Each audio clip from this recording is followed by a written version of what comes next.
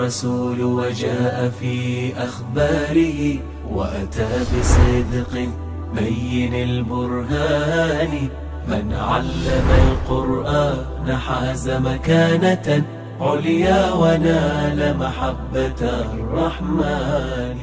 بسم الله الرحمن الرحيم. الحمد لله رب العالمين، صلى الله وسلم على رسوله الأمين وعلى آله وأصحابه أجمعين. اللهم أصلح لنا نياتنا وذرياتنا وأحسن ختامنا يا أرحم الراحمين. أما بعد، المقدمات الأساسية كتابنا درسنا زدام الترمس خبرينش مقدمة داقة بيشنش فصل الأحرف السبعة يتحرف حقدا. خبو فصل أرسدا اشتاء مسألة ذكر قبل مؤلف. المبحث الأول إنزال القرآن على 7 أحرف. قرآن يتحرف تناظر قلن الشاقدا. تواترت الأحاديث عن النبي صلى الله عليه وسلم بقوله أنزل القرآن على 7 أحرف. قرآن يتحرف تناظر بوغان degan Rasululloh sallallohu alayhi vasallamning so'zlari bu mutawatir deyapti. Shu hadislardan biri misol tarzida Umar ibn al-Xattob radhiyallohu anhu rivoyat qilgan hadis. Bu hadisda Umar ibn al-Xattob radhiyallohu anhu aytadilarki, Hishom ibn Hakim ibn Hizomni Furqon surasini men o'qiydigandan boshqacha o'qiyotganini eshitdim. Umar radhiyallohu anhu aytibdi buni. Ya'ni Hishom ibn Hakim ibn Hizomni Furqon surasini men o'qiydigandan boshqacha qilib o'qiyotganini eshitdim. Buni menga Rasululloh sallallohu alayhi vasallam o'qitgandilar. Uni ya'ni Hishomni bir narsa qilib qo'yishimga sal qoldi. Qur'onni endi o'zgartirib o'qiyapti deb o'ylab nimadir qilib qo'yishimga sal qoldi. Keyin tugatgunicha kutib turdim. Mana o'sha namozini tugatib olsin deb turib, tugatgunicha kutib turdim. Keyin ridosidan tutamlab, uni Rasululloh sallallohu alayhi vasallamga olib kelib, men mana buni siz menga o'qitgandan boshqacha o'qitayotganini eshitdim dedim. Siz menga o'qitgandan ko'ra boshqacha o'qiyapti ekan dedi. Shunda Rasululloh sallallohu alayhi vasallam arsilhu qo'yib yubor dedi. Endi ushlab olib kelgan. Birinchi qo'yib yubor dedi. Xo'p, qo'yib yuborgandan keyin Hishomga qaratib o'qi dedi. U o'qiydi. U zot nima dedi? Hakada unzilat, ya'ni xuddi shunday nozil qilingan dedi. Keyin Umarga qaratib sen o'qi endi dedi. Umar radhiyallohu anhu ham o'qiydi. O'qidim deyapti. U zot shunda Rasululloh sallallohu alayhi vasallam hakada unzilat, xuddi shunday nozil qilingan. Albatta Qur'on 7 harfda nozil qilingandir. Inna hadal Qur'an unzila ala 7 ahruf. Bu Qur'on 7 harfda nozil qilingan. Faqra'u ma tayassara minhu. Undan o'zingizga oson bo'lganini o'qinglar deb javob beradi Rasululloh sallallohu alayhi vasallam. هذه الأحرف السبعة التي ذكرتها الأحاديث جميعها قرآن. Xo'p, hadislarda kelgan 7 harf, ya'ni Qur'on 7 harfda nozil bo'lgan deyilgan. Bularning hammasi Qur'on. Alloh taolo payg'ambarga nozil qilgan Qur'on. Va laysat ijtihad. Ya'ni sahobalarning ijtihodi emas. Qusida biha at-taysiru 'ala al-umma fi akhdhi al-Qur'an wa tilawatihi. Xo'p, 7 harfda nozil bo'lishi asosiy maqsadi nima? Hikmati nima desa, ummatga yengillik bo'lishi uchun, Qur'onni ta'lim olishda, Qur'onni tilovatida qiynalmasliklari uchun 7 xil harfda nozil bo'lgan. Yajibu al-imanu biha min haythu al-ijmal. Umumiy tarzda iymon keltirish kerak. Bo'ldi, shu Qur'on 7 harfda nozil bo'lgan ekan deb. Kama yajibu al-imanu bima alimna sihhata naqlihi minha min haythu at-tafsil. Endi batafsil sahih naql bilan muayyan bir harfni o'zi bizga kelgan bo'lsa, yetib kelgan bo'lsa, o'shanisiga ham batafsil tarzda iymon keltiramiz. Va la yahillu al-iqdamu. Xuddi masalan farishtalarga umumiy tarzda iymon keltirish bor. Keyin batafsil Jabroil, Mikoil deb turib nomma-nom kelgan bo'lsa, tafsilot kelgan bo'lsa, tafsilotga alohida iymon keltirish vojib bo'lgandek, shu 7 harfga umumiy tarzda 7 harfda nozil bo'lgan ekan deb iymon keltirishimiz kerak. Keyin muayyan bir harfni uchratsak va hokazo bir sahih naql bilan kelgan bo'lsa, unga iymon keltirishimiz, batafsil iymon keltirishimiz vojib bo'ladi. Va la yahillu al-iqdamu ala jahdiha. Uni birov inkor qilishga haqqi yo'q. Aw jahdi shay'in minha idza thabata an-naqlu bihi. Modomki sobit bo'lsa, uni inkor qilishga hech kimning haqqi yo'q. Aw lam ya'ti va in lam ya'ti ala muwafaqati rasm al-mushaf. Agarki mushaf rasmiga muvofiq bo'lmasa ham, mushafdagi rasmga muvofiq bo'lmasa ham, uni inkor qilib bo'lmaydi. Kama satara ba'd amsilatihi fil manqul an as-sahaba radhiyallohu anhum. Halab uni ba'zi misollarni keltiramiz deyapti. Hop, ikkinchi masala bayanul murad bil ahruf as-sab'a. Hop, 7 harfda nozil qilindi. Qur'on 7 harfda nozil qilindi degan ma'nodagi hadislar mutawatir dedik. Bu ma'nosi nima? Eng chigal masalalardan bittasi. Ulumul Qur'ondagi shu eng chigal masalalardan bittasi shu 7 harfda nozil qilindi deganda 7 harfdan murod nima? Hatto bu masalada ba'zilar 35 ta qavl bor degan. Itqonda Suyuti rahimahulloh 40 ta qavl zikr qilgan. 40 ta qavlgacha ixtirof qilganlar bor degan. Endi bu qavllarning ko'piga dalil yo'q. Asosiy gaplar shu 7-8 ta gap atrofida. Masalan, asosiy gaplar. Nima bo'lganda ham xilof kuchli, bu haqda alohida kitoblar yozilgan. Shuni endi muallif hozir ba'zilarini keltirib, shu o'zi rojih deb bilganini aytadi. Ixtilafal ulama fil murad bil ahrufi sab'ati ala aqwal. Shu 7 harfdan murod nima? Ulamolar ixtilof qilishgan. Xulasatu ashhariha, eng mashhur gaplarni xulosasini keltiraman deyapti. 4 ta so'zni keltiradi. 4 ta qavlni keltiradi. Birinchisi sab'u lughatin lil ma'na al wahid. Ma'nosi bir xil bo'lgan, lafzlari har xil bo'lgan 7 ko'rinish. Sab'u lughat. Ya'ni bitta ma'noga dalolat qiladigan 7 xil kalima. Boshqacha ibora bilan aytganda nima deymiz? Sinonim kalimalar. Ma'nosi bitta, lafzi boshqa bo'lgan. Ya'ni demak Qur'ondagi bitta lafzni gohida 7 xil ko'rinish keladi. Ma'nosi bitta bo'lgan 7 xil ko'rinish kelishi mumkin. Masalan deyapti, halumma, ta'ala, aqbil bularning hammasi kel degani. Ma'nosi bitta, kel degani. Lekin lafzlari boshqa. Birida ta'ala, birida aqbil, birida halumma. Fa hiya wa in ikhtalafat fi lafziha, lafzi boshqa bo'lgan bilan faqad ittahadat fi ma'naha wa lam tatakhalaf, ma'nosi bir-biriga zid emas. Mana bu birinchi nima? Birinchi so'z. 7 harfdan maqsad 7 harfdan nozil bo'ldi degani, shu bitta ma'noga dalolat qiladigan kalimalarni hatto 7 xil nima qilsa bo'ladi? 7 xil ado qilsa bo'ladi, 7 xil lafz bilan uni ado qilsa bo'ladi degan ma'noda. Ikkinchi tafsir sab'u lughatin mansura fil Qur'an yata'allafu min majmu'iha. Ya'ni Qur'onda mavjud bo'lgan lahjalar, mansura, Qur'onda tarqoq bo'lgan, mavjud bo'lgan lahjalar, ya'ni Qur'on shularni hammasidan tarkib topgan, jamidan tarkib topgan. Aghlabuha bi lughati Quraysh. Aksari Quraysh lug'atida kelgan. Va minhu bi lughati Hudayl aw Saqif aw Tamim aw al-Yaman aw ghayrihim deyapti. Arablarni 7 xil lahjasini o'z ichiga olgan. 7 xil harfda nozil bo'ldi degani 7 xil lahja bor. Qur'onda 7 xil lahja bor. Shuni aksari Qurayshning lahjasiga to'g'ri keladi. Qur'ondagi aksar oyatlar va ba'zi kalimalar Huzayl lug'atiga ko'ra kelgan, ba'zi kalimalar Tamim, Saqifning lug'ati, ba'zilar Tamimning lug'ati va hokazo sanab chiqsangiz 7 deydi. 7 xil lahja bor deydi Qur'onda. Uchinchi tafsir bor. Sab'atu wujuhin min al-ma'ani. 7 xil ma'no bor deyishgan. Masalan, Qur'onda amr bor, buyruqlar bor, qaytariqlar bor, halol haqida gapirilgan, harom bayon qilingan, muhkam bor, mutashabih bor va zarul masal bor. Ya'ni mavzular jihatdan 7 xil mavzu bor. Deb turib 7 ta harfdan nozil bo'lgan degani nima? 7 xil mavzu bor. 7 xil mavzu bor degani deydi. To'rtinchi tafsirga ko'ra al-wujuhu sab'a lit-taghayur at-tari'i 'ala at-tarkib. Gapni tarkibiga kiruvchi bo'lgan 7 xil o'zgarish turi.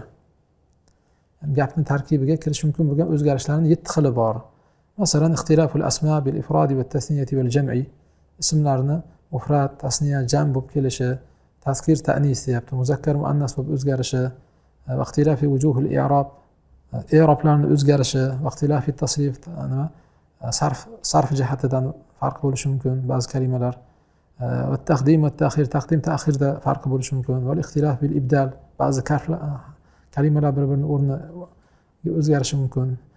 Nuqson ziyodalik bilan va ixtilaful lahajat bit tafhim va tarqiq, va lahajalarni kimdir tafhim qilib aytadi, kimdir tarqiq qilib aytadigan bo'lsa, mana shu narsalar nazarda tutiladi. Ya'ni tarkibdagi nimalar, so'zni tarkibidagi tuzilishida bo'lishi mumkin bo'lgan 7 xil o'zgarishlar. Hozir 4 ta qavl zikr qildi. والراجح من هذه المذاهب المذهب الأول deyapti. Biron bir qavl o'zi aytilgan gaplardan birortasi e'tirozdan xoli emas. Lekin rojihi mana shu muallif rahimahulloh aytgan birinchi qavl, ya'ni e'tirozi kamroq, e'tirozdan salomatliroq bo'lgan so'z, shu muallif rahimahulloh ixtiyor qilgan so'z. Ar-rajih min hadhihi al-madhhab al-madhhab al-awwal deyapti. Birinchi mazhab deyapti. Ya'ni birinchi mazhab nima edi? Sab'u lughatin lil ma'na al-wahid. Ma'nosi bir xil bo'lgan, lekin lafzlari har xil bo'lgan 7 xil ko'rinishda nozil bo'lgan degani. Vazalik sababi nima uchun birinchi qavlni ixtiyor qilyapti? Annal ahadith al-mutawatira al-waridata fihi. Xo'p, bu haqda kelgan mutawatir hadislar deyapti. Wallati hiya tariquna li isbat al-ahruf as-sab'a. Hozir ahruf as-sab'a 7 ta harfni isbot qilishdagi bizning yagona yo'limiz nima? Xabarlar. Shu mutawatir xabarlarga qarasak, bayyanat bi wuduh, bu xabarlar bizga aniq, ochiq oydin bayon qiladiki, annahu ixtilafu hurufin la ixtilafu ma'ani. Bu harflardagi ixtilof, ma'nodagi ixtilof emas. harflardagi, ya'ni lafzlardagi ixtilof, ma'nodagi ixtilof emas, lafzdagi ixtilof ekanligi aniq bo'ladi. Maqsudun bihi raf'ul haraji anit tali. Nima uchun 7 xil harfda tushdi? Lafzlari har xil lafzlar bilan ado qilsa bo'ladigan bo'lib tushdi desa, chunki har xil tillarda, har xil til egalaridan iborat bo'lgan tilovat qiluvchilardan mashaqqatni ko'tarishni maqsad qilingan. Ya'ni bu Qur'onni arab ham o'qiydi, ajam ham o'qiydi, arablarning orasida har xil lahjasi har xil bo'lganlar o'qiydi.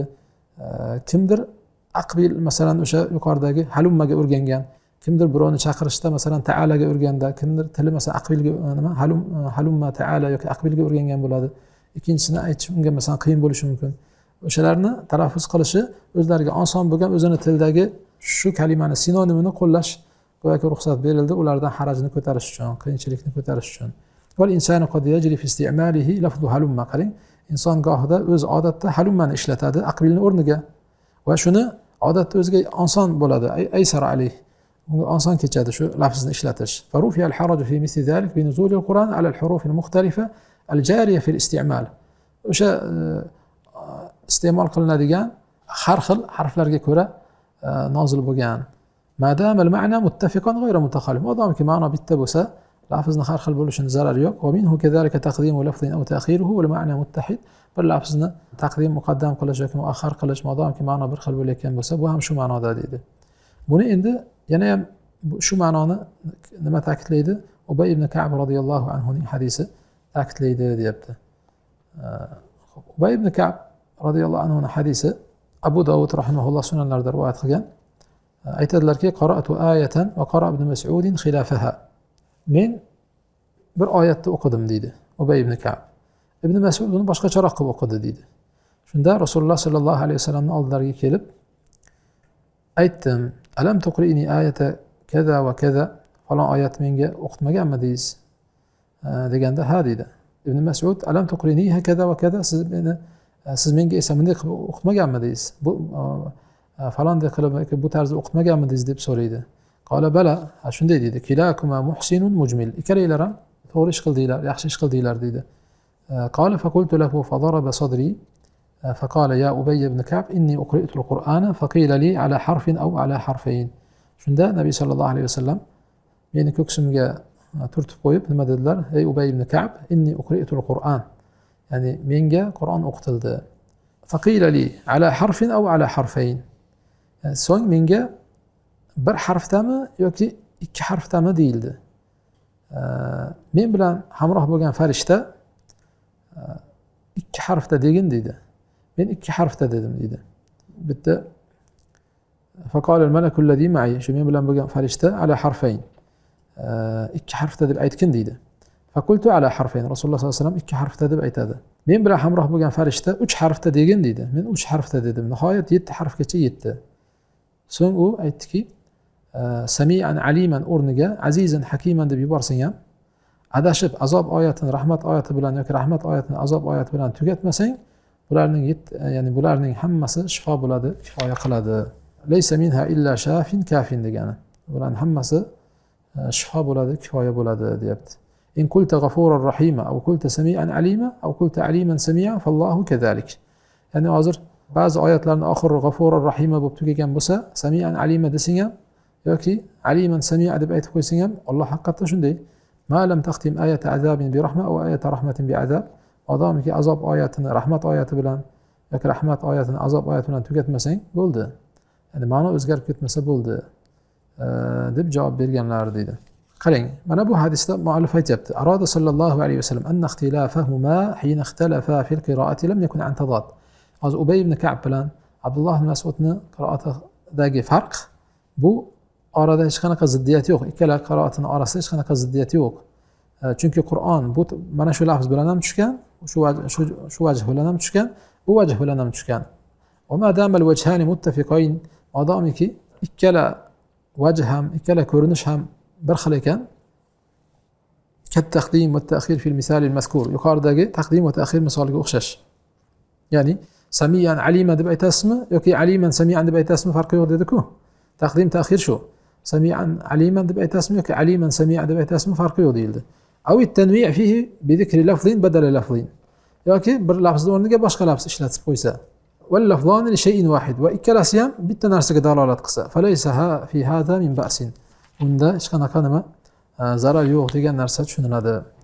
Qarang, shu yerda hozir endi bitta ishkalga javob beradi. Muallif davomida aytadiki: "Va lam yurid sallallohu alayhi vasallam at-tarkhis bi an yubdila at-tali bi ijtihadihi lafzan bi lafz." Bu degani ijtihodimiz bilan demak o'sha ma'no o'zgartirib olmasa bo'ldi. G'afur Rahim deganni masalan sami'an alima deb o'zgartirishimiz yoki sami'an alimani biz aliman sami'an deb o'zgartirishimiz joiz degani emas bu.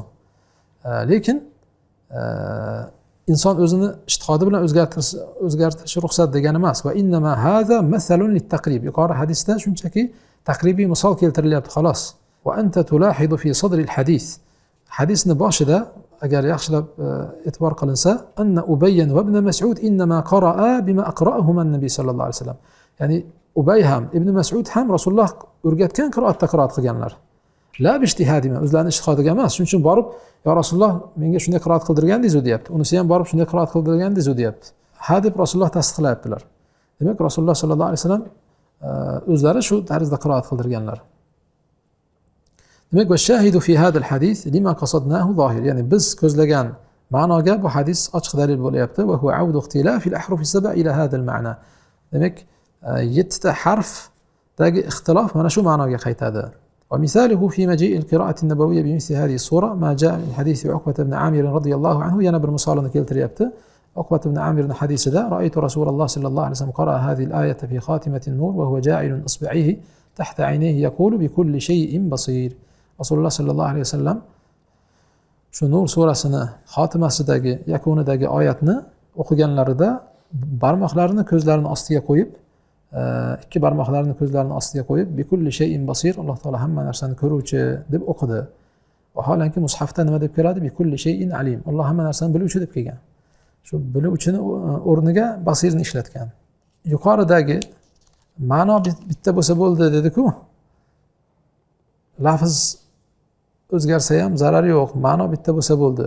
Xo'p, bitta alim bilan basirning ma'nosi bitta emasmi? Farqi bor emasmi deyilsa, to'g'ri. Daqiq ma'nosi jihatdan farqi bor. Ko'ruvchi bilan biluvchi ma'nosi bitta emas, lekin zotga dalolat qilish jihatidan baribir bitta zotga dalolat qilyaptimi? Basir desangiz ham Allohga dalolat qilyapti bu lafz. Alim desak ham Alloh haqida gapiryapti. O'sha e'tibor bilan ikkala lafz ham bitta zotga dalolat qilyapti. Tushunarlimi? Ikkala lafz ham bitta zotga dalolat qilyapti. Va yazidu hada al-qawla quwwatan. Bu so'zni yana nima quvvatlaydi? Al-ma'thuru min qira'ati jama'ati min ashabin nabiy sallallohu alayhi vasallam. Rasulullohning sahobalaridan bir qancha rivoyat qilingan qiroatlar. Masalan, Abdurrahman ibn Hatib Umar radhiyallohu anhu dan rivoyat qiladi, annahu sallal isha al-akhira. Xuftonni o'qidilar. Ali Imron surasini boshlab, faqara alif lam mim Allohu la ilaha illa huval hayyul qayyum deb o'qigan. Vaholanki mushafda Allohu la ilaha illa huval hayyul qayyum. Lekin qayyum deb o'qigan. Demak, bitta ma'noga dalolat qiladigan lafz ikki xil ko'rinishda o'qilyapti. Birida qayyum, birida qayyum deb. Abdulloh ibn Umardan kelgan asarda laqad tawaffallohu Umara radhiyallohu anhu va ma yaqra'u hadhihi al-aya allati dhakara Allohu fiha al-jum'a ya ayyuhalladhina amanu idha nudiya lis-salati min yawmi al-jum'a illa famdu ila dhikrillah. Ya'ni Alloh taolo Umar radhiyallohu anhu ni shu jonlarini olguncha mana shu oyatda Juma surasidagi oyatni fas'au ila zikrillohni o'rniga famdu ila zikrilloh deb o'qidi deydi. Bitta ham shu fas'au bilan famduni nima qilyapti?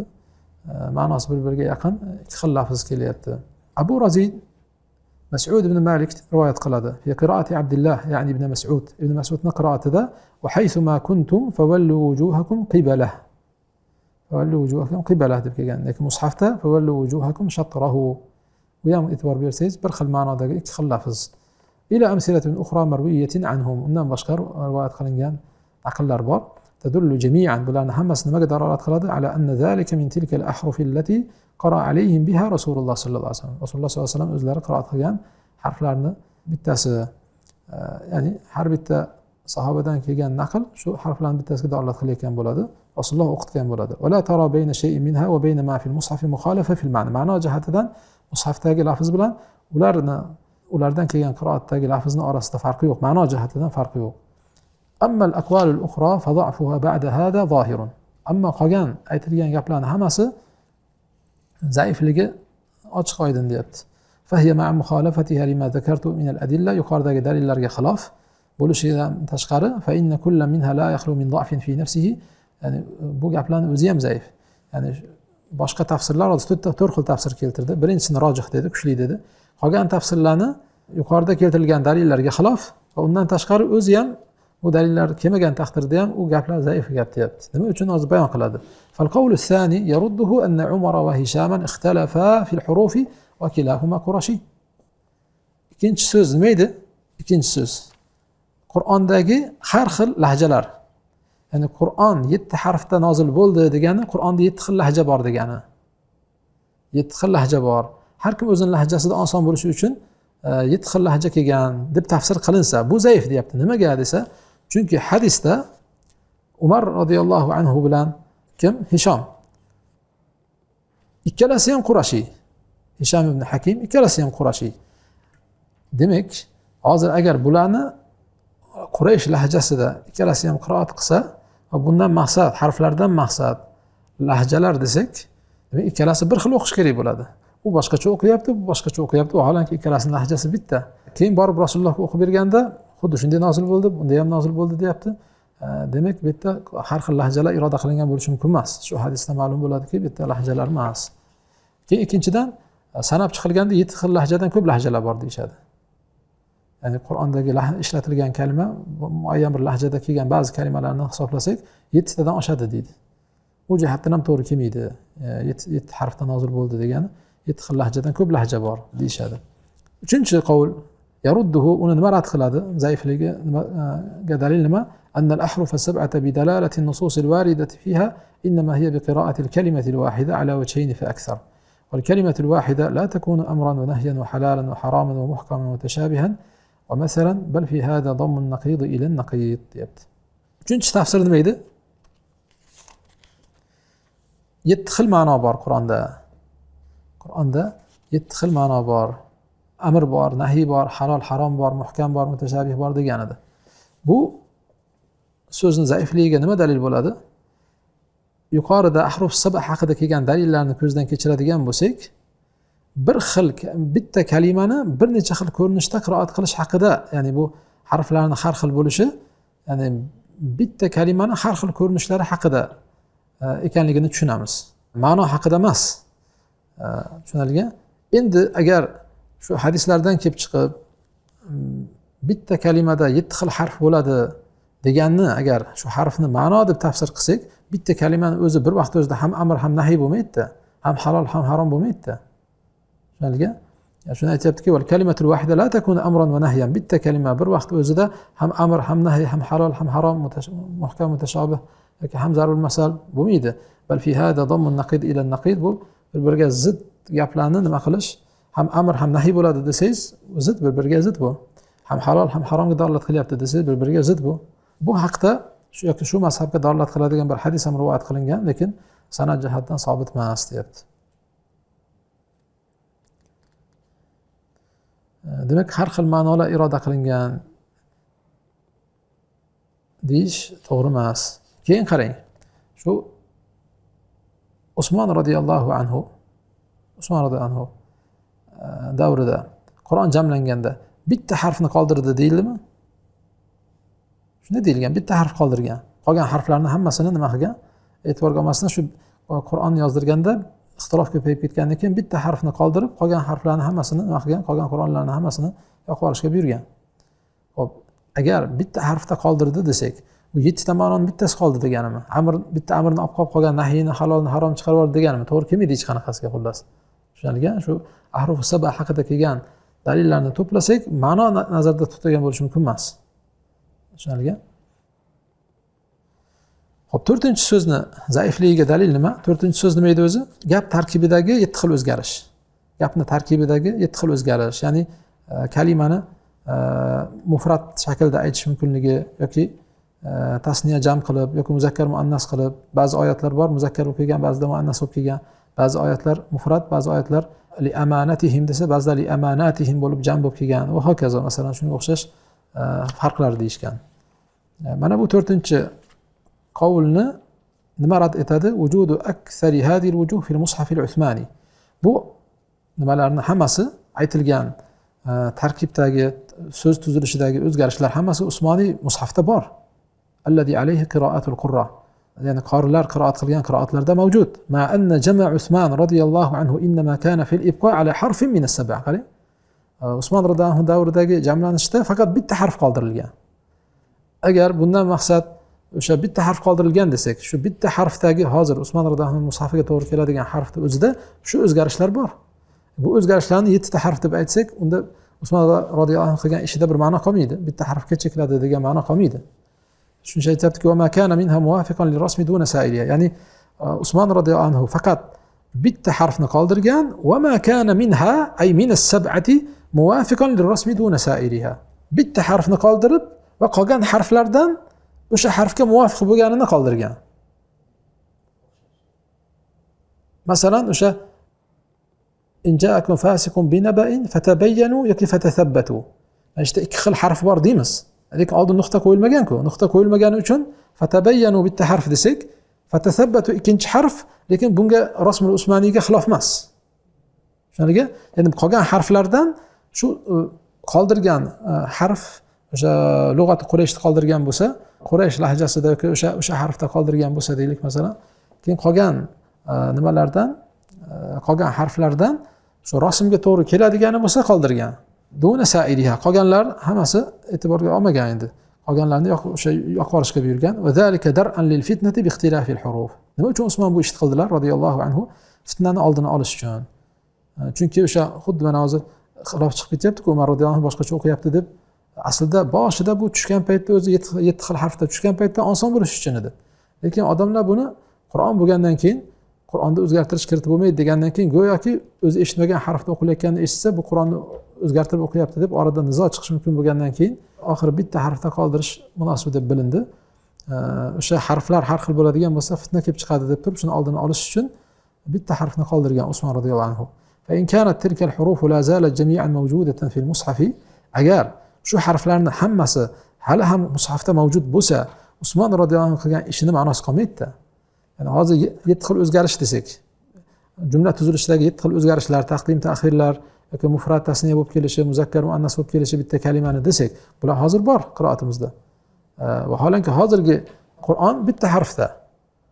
Buni biz 7 harf deb turib, bu 4-tafsirga ko'ra 7 harfning hammasi hozir mavjud degani. Usmon radhiyallohu anhu nima ish qildi unda? Bitta harfga qoldirib nima ish qilgan bo'ladi? Tushunadigan, ya'ni bu hozir mana shu aytilgan e'tiroz yoki javob 3-siga ham, 4-siga ham javob bo'ladi. Ya'ni Usmon radhiyallohu anhu bittasiga qoldirgan bo'lsa, bular qolganlarga ham javob bo'ladi. Shu Usmon radhiyallohu anhu qilgan ishi 7 xil ma'no desak, 7 xil ma'noni bittasiga cheklab qo'ydi degani emas bu. Unday bo'lishi mumkin. 7 xil bitta kalimani 7 xil o'qish mumkin bo'lardi. 7 xil harfdan nozil bo'lgan edi. Shunda yo'q, bir xil o'qiladi deb bittasiga cheklab qo'ygan. Bo'ldi, o'sha ta'ala deb kelgan bo'lsa, ta'alu ila kalimatin sawa'in baynana va baynakum bo'ldi. Uni aqbilu deb o'qishdi, masalan bo'ldi, man qilgan. Va hokazo. Demak, bitta harfga chekladi degani o'sha 7 xil o'qilish mumkin bo'lgan kalimalarning hammasini qolganini e'tiborga olmay, bitta harfga cheklab qo'ydi Usmon radhiyallohu anhu. Bo'ldi, shu bir xil o'qiladi. Shu fatabayyanu, fatathabbatu ikkinchi harf rasmda bir-biriga xilof bo'lmagan uchun mayli, unday o'qisa ham bo'laveradi. Chunki yahtamiluhu rasm, rasmda tathabbatu desangiz ham bo'ladi, harflarni o'zgartirmasdan tabayyanu deb o'qisangiz ham bo'ladi, u mayli. Boshqa harflardan rasmga to'g'ri kelganini qoldirdi degan ma'noda. Kama tarudduhu al-ahadithu al-mufassiratu fil ahruf as-sab'ati ka hadisi Ubay ibn Ka'b al-mutaqaddim. Shunday 4-qavlni shu ahruf as-sab'a haqida, ahruf as-sab'ani tafsiri haqida kelgan hadislar ham rad qiladi. Ubay ibn Ka'bning hadisiga o'xshash deyapti. Ya'ni bu 4-qavlni rad etadi. Wal maqsud bi hadhihi al-mas'ala tabyin kawn al-Qur'an unzila ala 7 ahruf va annaha jami'an Qur'anun anzalahu Alloh ta'ala. Bu masaladan maqsad shu Qur'on 7 harfda nozil bo'lgan, hammasi Alloh nozil qilgan Qur'on hisoblanadi. Walakin i'lam anna hada al-amra qabla al-mushaf al-Uthmani. Lekin bularning hammasi shu Usmon radhiyallohu anhu jamlagan mushafdan oldin edi, 7 xil harfda ekanligi. Fa inna tilka al-ahruf kanat ma'rufatan li ashabin nabiy sallallohu alayhi vasallam qabla dalik. Ya'ni Rasululloh sallallohu alayhi vasallam sahobalar nazdida shu 7 xil harfda nozil bo'lganligi, shu bitta kalima bir necha xil ko'rinishda o'qilishi va hokazo bu sahobalar nazdida ma'ruf edi. Amma ba'dahu degani, ya'ni Usmon radhiyallohu anhu bitta mushafga jamlagandan keyin esa fa inna an-nasa lam yabqa lahum tariqun li tamyiz tilka al-ahruf. Bu harflarning orasini ajratishlikda hech qanaqa yo'l qolmadi odamlar nazdida illa bil miqdar alladhi tadammanahu al-mushaf al-Uthmani. Usmoniy mushaf o'z ichiga olgan miqdor bilangina cheklandi deyapti. Ya'ni undan boshqa nima qolmadi? Ajratishlikni nimasi qolmadi. فإن الناس لم يكن له طريق لتمييز تلك الأحرف إلا بالمقدار الذي تضمنه المصحف العثماني فما لم يكن فيه فهو حتى لو ثبت به الإسناد فيجوز عليه من الاحتمال ما يمنع القطع بكونه لم ينزل قرآنا. يعني أصبح مثال مزدا فتبينوا فتثبتوا desek shu rasmul usmoniy o'z ichiga olgan boshqa harf deymiz. Ya'ni hozir tabayyanu deb o'qisak tasabbatu qiroatini shu rasmul usmoniy o'z ichiga olgan harf ekan, ha shunaqa harf bo'lgan ekan deymiz deb ayta olamiz. Ya'ni harflardan bittasi shu ekan deb ayta olamiz. Lekin agar rasmul usmoniyda bo'lmasa, rasmul usmoniyga muvofiq bo'lmasa, فهو حتى لو ثبت به الإسناد إسناد جهتان صحيح bo'lsa ham baribir ehtimol bor deyapti. ما يمنع القطع بكونه لم يزل قرآنا. Ya'ni uning hali ham Qur'on ekanligiga qat'iy ishonishini to'sadigan ehtimol mavjud baribir. Li jawazi an yakuna min al-mansukh tilawatan ehtimol u tilovat mansukh bo'lgan oyat bo'lishi mumkin. Wal illatu wurudu naqlihi bi tariq al-ahad. Asosiy sabab u ahad yo'li bilan kelganligi. Ammo mushafdagi oyatlar esa tavatur yo'li bilan kelgan. Ya'ni ahad yo'li bilan bizga falonday qiroat bor ekan deb kelgan bo'lsa, u qiroat nima deydi? Mushaf rasmul usmoniyga to'g'ri kelmasa, biz o'sha harflardan bittasi deb ayta olmaymiz hozir. Ochiq bir nima Qur'on deb nima qila olmaymiz, e'tiqod qila olmaymiz deyapti. Lekin tasabbatu degan shu aynan shunaqa lafz bor, bu Qur'ondan deb e'tiqod qilaveramiz. وهذا أبي بن كعب رضي الله عنه كان له مصحف كتبه لنفسه مما أقرأه النبي صلى الله عليه وسلم. Yani Ubay ibn Ka'bni o'zi uchun yozib olgan mushafi bo'lgan. Rasululloh sollallohu alayhi vasallam qiroat qildirgan oyatlarni yozib jamlagan mushafi bo'lgan. Va kana fihi ma laysa fi mushafil jamoa. Boshqa jamoat, ya'ni boshqa sahobalarning qo'lida bo'lgan mushafda bo'lmagan oyatlar bo'lgan. Min ixtilafil ahruf, ba'zi harflar boshqacha bo'lgan, mansukh bo'lgan oyatlar ziyoda bo'lgan. Falau qabilna shay'an min zalika, agar shularni birortasini Ubay ibn Ka'b mushafidagi qiroatlarni biz qabul qiladigan bo'lsak, uni ham bizni qo'limizdagi mushafga o'xshash Qur'onga aylantiradigan bo'lsak, faqat nudifu ila al-Qur'an ma nusikha tilawatuhu, ehtimol tilovat mansukh bo'lgan oyatlarni Qur'onga qo'shib qo'ygan bo'lamiz. Va mujarrad ittifaqi mushafil jamoa ala adami zikri hada al-harf. Endi boshqa sahobalar jamoati, ya'ni u Ubay ibn Ka'bning mushafidagi qiroatni mushafga kiritmasligini o'zi, shunga ittifoq qilishligini o'zi dalilun kafin ala ihtimali an-nasx li zalika al-harf, u mansukh bo'lib ketganligini, katta ehtimol bilan mansukh bo'lib ketganligini dalili u. Agar mansukh bo'lmaganda uni kiritardi. Masalan, mushafda yo'qmi? Mansukh bo'lib ketganligini katta ehtimol bilan aytiladi. Kama yaridu alayhi ihtimal al-wahmi ala ar-rawi. Raviyda yanglish bo'lgan, raviy yanglishgandir. Masalan, tafsir sifatida aytilgan narsani oyat deb o'ylab qo'shib qo'ygandir degan bir yanglish bo'lishi mumkin. Va in da'ufa, to'g'ri, bu ehtimol zaifku, lekin baribir shu ehtimol bor. Bi xilafi naqlil jamoa fa huwa maktubun bihi, lekin butun jamoat mutawatir orqali kelgan oyatlar, bu oyat Qur'onligida shak shubha yo'q. Va sayati tanbihu ala silati al-ahruf as-sab'ati bil qira'ati as-sab'i. Endi 7 harfni 7 xil qiroatga nima aloqasi bor? Qiroatlar mabhasida bu alohida keladi, deyapti. Hozir 4 ta qavlning ichida 7 harf, ba'zilar unzilal Qur'on ala sab'ati ahrufda shu hozirgi mavjud bo'lgan 7 xil qiroat deb tushunadi. Shunaqa so'z ham bor o'zi so'zlarning orasida, lekin bu eng zaif so'zlardan bittasi deydi. Yani bu 7 ta harfdan nozil bo'ldi degan 7 xil, hozirgi 7 xil qiroat mavjud degani emas bu. Nima aloqasi bor 7 harf bilan 7 qiroat orasida? Buni o'sha qiroat 4-muqaddimada qiroatlar haqida alohida to'xtalib o'tamiz bu mavzuga deyapti. Subhanakallohumma bihamdik, nashhadu an la ilaha illa anta, astag'firuka va natubu ilayk.